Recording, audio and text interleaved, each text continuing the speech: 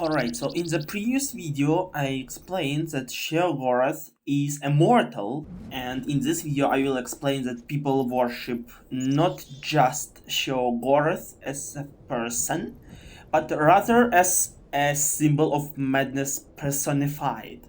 Sheogorath is treated as an idol through interactions with which a person can interact with madness. So Sheogorath is like a tool of divination with madness.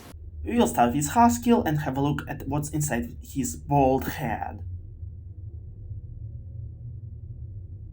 The first moment of interest is after the disappearance of Sheogorath. He is gone, but hope is not lost.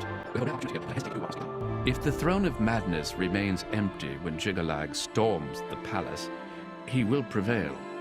But there is a chance that the throne may not be empty. My duty now is to the realm. By serving you, I serve Lord Sheogorath. The only way to protect the realm from the Grey March is to place you in the throne of madness. He serves not a person, but the title. He serves whoever is a Sheogorath. It's like serving the crown, serving the king. It can be the King Martin II or Ludwig X, or Empress Catherine IX or whatever. The words Haskell speaks specify that Sheogorath is indeed not a name of an entity.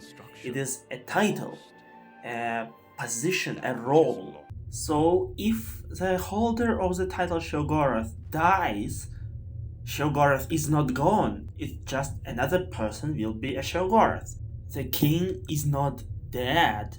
The person who holds the title may be dead, but the king is not. There will be a new heir, a new king. So the king doesn't die. Do you get it?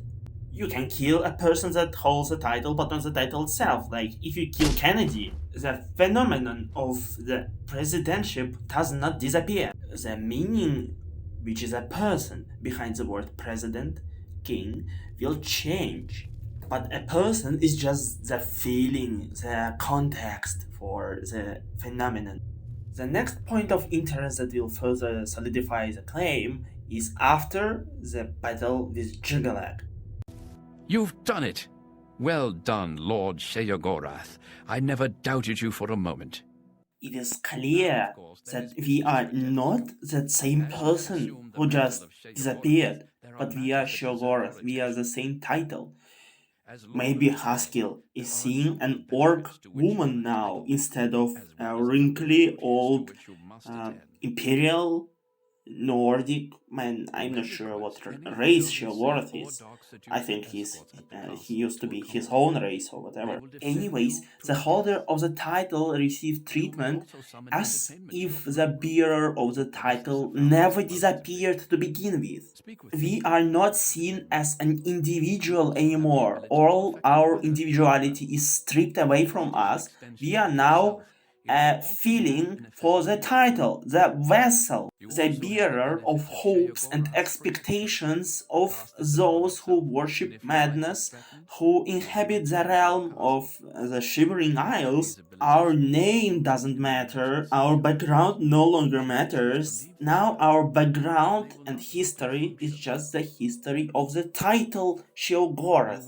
Thus, by serving the person who bears the title, Haskell serves his Lord Sheogorath. The next points of interest are opinions of the zealots and the heretics of the Shivering Isles about who Sheogorath is. We shall start with zealots and their curious book Bark and Sound. The following lines are of interest. The common belief is that our Lord Sheogorath has blessed our land with two temperaments, mania and dementia. However, after much study and reasoning, I believe that it is the very realm itself that imposes upon us these two spheres of polar extremes. Sheogorath is not the source of our gifts, it is the land itself that has unbalanced us. Let go of your belief in the collective fantasy of Sheogorath. Let go of your belief in your own special gifts. We must destroy those who shackle us to believe in some haughty and aloof ruler who toys with our emotions and well-being. Other points of the writing is about destruction of the root system and supposed return of color from mania to dementia, which means whoever wrote the book acts in interest of demented people, and it's logical to assume that they are aligned with the zealots. And we see that writing has quite revolutionary points. It shows the disagreement with will of Sheogorath and lack of fear towards him. Now we shall look at the book written by the heretics of the Shivering Isles called the Heretical Thoughts. Our Lord Sheogorath is but a man. He is only flesh and blood, not a god, and certainly not a Daedric Prince. There are no princes in the realms of the Daedra, only vile servitors such as the hungers that we summon to do our biddings. Sheogorath the False is a mad despot. Years of dabbling in foul magic and consorting with Daedra have driven him mad. He is not a fit ruler, let alone divine.